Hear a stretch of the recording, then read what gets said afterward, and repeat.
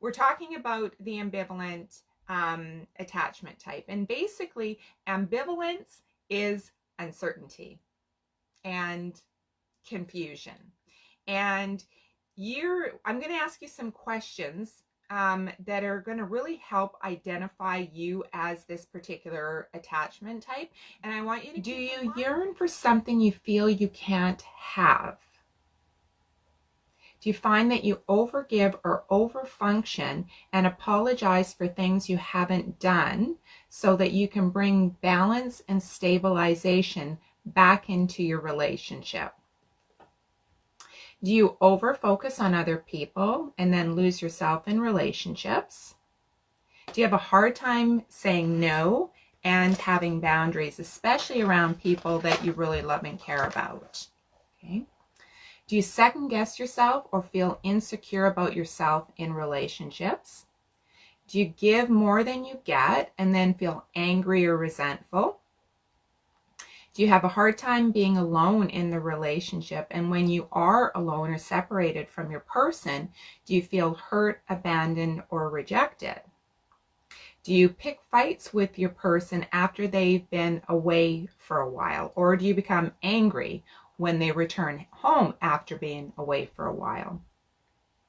And do you tend to merge yourself with your partner so that you've tuned into their wants, needs, and desires that you forget about your own? Okay.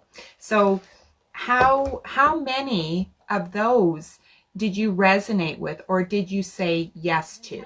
And I want you to keep in mind, again, that we are not just one type. We embody multiple different attachment types throughout our relationships as we have these different experiences, as we move in and out of these relationship experiences, okay? So we're not just one thing. I don't want you to pay. So I don't want you to pigeonhole yourself into one attachment type, right? Because then it's like we become that person who embodies that thing, and we're not like that. We're more fluid that way, okay? We learn from our experiences and we move more towards, the goal is to move to more secure attachment types where we have a clear delineation between where I start and stop, and where the other person starts and stops, and really to be in relation with the two, with a strong sense of identity of this is where I am, this is where their person is. There's no fear, stress, anxiety of somebody coming too close or somebody being too far away, okay? So as we talked about in last week's session, the avoidant is all about becoming stressed when somebody gets too close to them, and their protection mechanism is to push them away, and they use that with avoiding strategies, okay? Everything about keeping that person away from them. They are distant and aloof and non-responsive and non-engaging, don't deal with high levels of emotion very well, okay? Whereas when somebody gets close to them, they become stressed. When the anxious person, they're wired differently. They're all about the wanting to maintain alert level of certainty and reliability in their relationships. And so they're always scanning their relationships for evidence that their person is disconnecting from them. And we're going to go into why that is. So they actually, when their partner moves away from them, or when they feel their partner is moving away from them and not being totally present with them, they actually go into a distress mode, okay? And we're going to dive right into this in a second, because this is the most amazing combination duo, and we're going to talk about it. I call this the dynamic duo, the avoidant and the anxious. They are a dynamic duo because they find themselves in partnership quite often. And I am a strong believer that in order for us to change our ways, to change our patterns, to move into more healthier, fluid, secure relationships, we I feel it's very helpful to have an understanding of why we do what we do. Because half the time we're breezing around through life doing our thing, wondering, like, why do I find myself in these situations all of the time?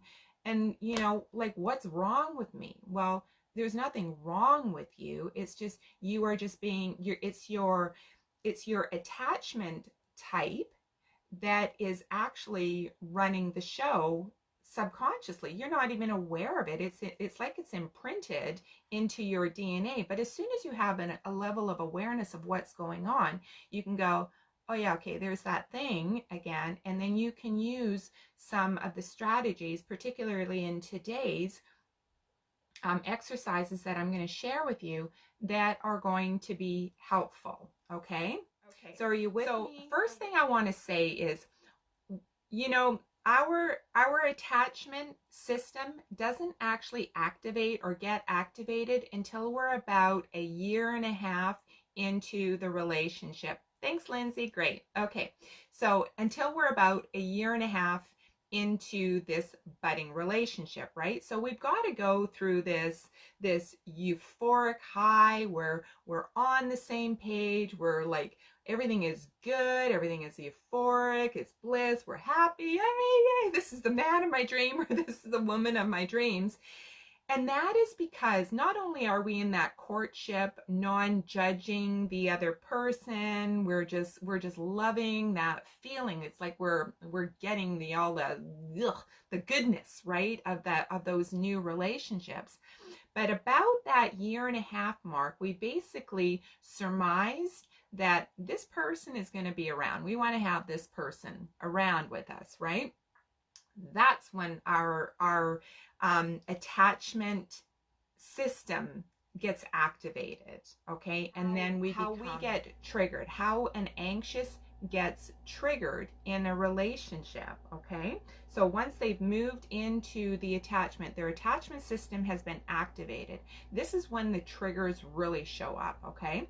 So the triggers are going to show up when there's separation and distance in the relationship. So let's say your person goes away for a boys' weekend, or they haven't texted you or called you for long periods of time. Or let's say they're talking to another person. Maybe you're out at a club or something like that, and you see them talking to another person. That sparks up that jealousy. Okay, so those are all just different triggers. When your partner criticizes you, that's something that happens with the avoidant and the ambivalent relationship dynamic, and I call that the dynamic duo, and I'm going to talk about that in a little bit here as well. So those are all triggers. It's that basically, in a nutshell, our attachment system is triggered when we are separated from our person, and when we don't have that reassurance that they're still with us. Okay, it activates that level of consistency and uncertainty and confusion, and it creates confusion and like a buzz in our head. Okay, so where an avoidant has deactivating strategies that they use to keep their person away from them when their person is getting too close, right? It's like a safety protection mechanism, okay? They're distant and aloof, and they walk out of the room, and they don't stay in the room and engage in conversation, and don't allow the conversation to get too deep. Okay, that's avoidant deactivating strategies. Anxious and ambivalent, they have protesting, and they have activating strategies. Okay, now their activating strategies are to immerse themselves and merge themselves with their partners so that they can anticipate their partner's wants, needs, and desires, forsaking their own. We also excuse bad behavior. We make excuses for bad behavior, and we tolerate a lot of crap, right?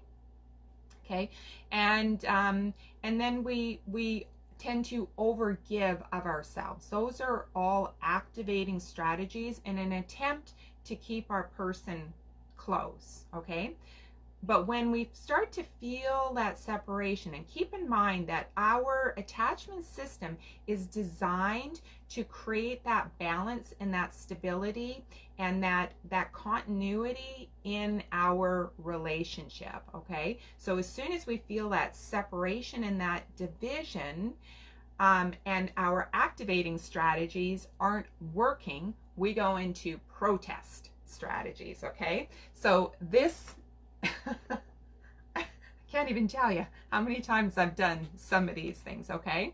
And this is in I'm taking this from the write-up as in the result set, okay? So one of the things we'll try and do is we'll try and make our partner jealous. We'll do things to invoke a response. And that's what all of these protesting strategies are. They're actually a form of manipulation to bring our partner closer to us, right? But if we're in the dynamic of with an anxious and an avoidant, these strategies just aren't going to work long term, okay? So we try and make our partner jealous. We do the excessive calling or texting, and it's not just like a little text, it's like a whole story. And we fire hose these stories, you know, onto our partners, okay? Oh. So maybe you can relate to some of this, right? So it's that excessive texting and calling to elicit some type of a response, okay? So then there's the silent treatment. So let's say your person goes on a boys' weekend, they go fishing. Completely harmless. They're out there, they're being guys, they're, you know, doing what guys do on a fishing hunting weekend away, okay? Now in the meantime, maybe you've heard from your person once or twice, but it didn't give you quite the connection that you wanted, okay? So over the course of the weekend, you know, your fear and your anxiety and this sense of losing and feeling rejected and abandoned by your person is just like, it is just firing on like all cylinders, and you are in your head and you're concocting the most amazing stories about what's happening on this guy's trip. Like they probably brought in all of these strippers, and he's probably, you know, they're probably dancing naked around the campfire and doing having shots, and you know, and then there's me over here, and what about me, and why am I not there? Why wasn't I, and furthermore, why wasn't I invited? And I feel so left out and excluded, right? Like we can create these big stories in our head, and it invokes such fear and insecurity. So now what happens, can I pack him a bag and help him out? Yeah, you could. But right, we concoct these stories in our minds, and we let our emotions and our triggers run wild with us, right? So by the time they get home, we are so pissed off. They haven't even done anything. And they go, hey babe, how was your weekend? I'm so happy to be home. How was your weekend? Fine. What'd you do all weekend? Nothing. Well, what's wrong? Nothing. We all know that nothing means something, right? But we give them those curt, silent treatments, right? And really what it is, it's a manipulation, like I said, strategy to invite that person to connect to us, to soothe our anxiety, to soothe our fear, that fear of being rejected, that fear of losing them, because that's what this is all about. We have this fear that has been innately ingrained and planted in us that there's no consistency, right? So right. Is that person and so and it could be completely innocent, right? But it's just all of those things that trigger in us, right? So that poor guy walks in the door, he had a great weekend, is feeling great, feeling connected with his guys, and he comes in and we are fuming mad at him, and he has no idea what has just gone on. Okay, so that's another way, right? So then we have the whole acting out thing, right? It's the rolling of the eyes like that, right? It's the antagonizing, the queen of the, oh, are you the queen of the silent treatment? Yeah, right. Yeah, I get that, right? And I laugh because I so resonate. I so resonate here, okay? So then what happens is because like, and in a fight, okay, so in a fight, eventually that usually happens, right? Then we threaten to leave, but we know we're not going anywhere, right? We know that's the last thing we want, is to disconnect from that relationship, right? It then epitomizes every fear within us and how we're going to lose that connection. And what are we after? We are after that connection, that stability, that reliability in our person. We're not going anywhere. It's just a threat, okay? But we've been triggered. So what do? We now go use our super sleuthing, I call it, to investigate their social media and their telephone. So we grab their phone and we're grabbing their email and we're searching around and we are looking on the lookout for evidence that they're leaving us, that they've lost interest in us, they don't really love us, they're going to leave us. Because after all, why would they be away for so long without having communication and contacting us unless they're planning on leaving us?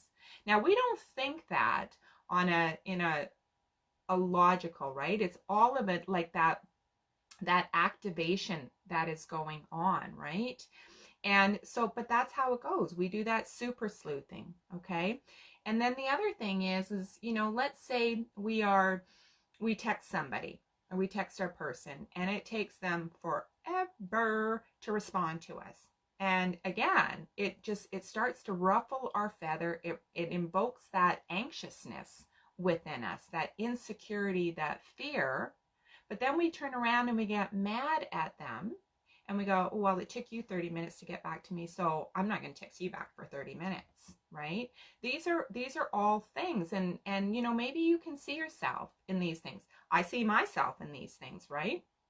So those are the protesting, manipulating strategies that we do, okay, in an attempt to regain a connection back to our person. And again, we don't even know what we do because it's just innately bred into us. It's imprinted into our nervous system that we have to be constantly, vigilantly scanning for a connection, wanting to bring that connection closer to you. You can imagine how the complication of this attachment type, who is, their radar is always on. And if you've been in a relationship, whether it's been with an avoidant person or a secure person, you know what it feels like to be always on. It is freaking exhausting. It consumes your mind. The relationship consumes your every thought. It consumes your day. You have a really difficult time turning it off. And you only turn it off until you can turn it off when you get that sense of connectedness from your person. And here's where I want to go into our dynamic duo, okay? Because this is a very, very common pairing, and I'm going to explain why. So an anxious person, how are we doing for time? Okay, I'm good. An anxious person, they are all about the connection. So we put out there, I need a person who is going to keep me in my pattern of always questioning our relationship. What better person than avoidant person who is going like, okay, you're wanting to get way too close to me. That's stressing me out. Go over there. Okay? And it's not like the avoidant doesn't want love and connection. They do, but their internal attachment system, without the awareness of it, doesn't realize that it's a protection mechanism, and they get stressed when people get too close to them, okay? But what a beautiful cocktail of a repetitive cycle. They're pushing you away, and all you want to do is get close to each other. You are both attracting the exact same person that is going to keep you in your patterns. So, this dynamic duo creates some of the most troubling relationships there are on varying degrees, okay? What happens as an anxious, ambivalent person is because our thoughts are consumed, literally. Sometimes, I don't know if you were like me, I felt like I was completely out of my mind, how obsessed I was with what my person was doing or not doing, okay? So much so that it affected my career, right? How can you focus on your creativity? How can you focus on your joy? How can you focus on living life and bringing your being into this world where you are so consumed by what your person is doing in an attempt to get that closeness and keep that person close to you so that they don't leave you? You can imagine the toxicity, the abuse, the verbal abuse, the emotional abuse, the neglect you feel, everything that you are wanting to gain and have connectedness and feel that love and that safety and that security, and not so much confusion. Oh my gosh, the confusion to even think straight. It's why it is the most difficult union to escape, to break free from. And because as soon as we try and break free from that relationship, it triggers every single thing that we fear the most. Duo is one of the most difficult relationships to separate yourself from, because we are wanting, like I said, we are so hyper. Our attachment system is, it's like our radar is constantly scanning, always scanning, always scanning. So as soon as we want to leave that relationship, we set into panic mode. It feels like our essence is being ripped right out of who we are, because what we've done is we've disconnected from who we are. That's why people lose themselves in relationships, because they merge themselves into the wants, needs, desires of their partner, thereby neglecting and abandoning ourselves. So when we separate from our person, number one, we've lost our sense of identity, and number two, our worst fears have come true.